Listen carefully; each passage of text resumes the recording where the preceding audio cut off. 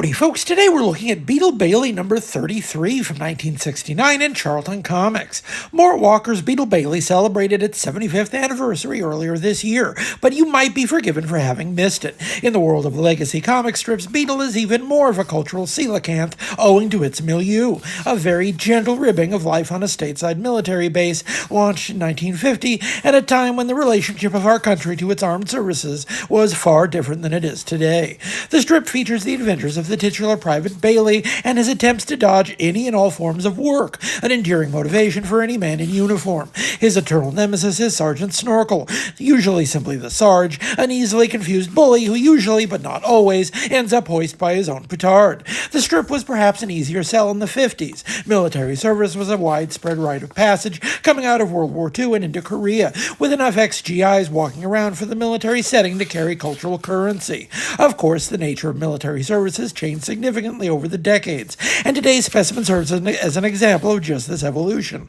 Our comic today is actually a special reprint of an older comic. By 1969, the Beetle Bailey license had devolved onto Charlton, after starting at Dell in the late 50s. Of course, Dell ceased to be a going concern for comic books in the early 60s, so the license passed to Gold Key, Dell's inheritor in most respects, King, and finally in 69 to Charlton. This particular issue is a reprint of Beetle Bailey number 33, printed by Dell in 1961 and reprinted at the end of the decade by Charlton as a promotional item for the Cerebral Palsy Association.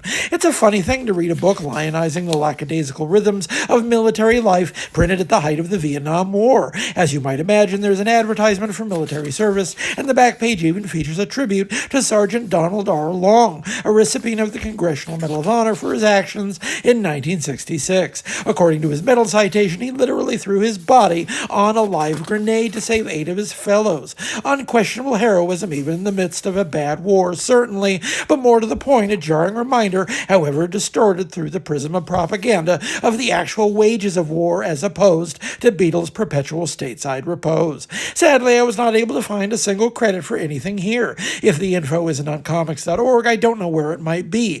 The cover credits Mort Walker, but that strikes me as highly unlikely.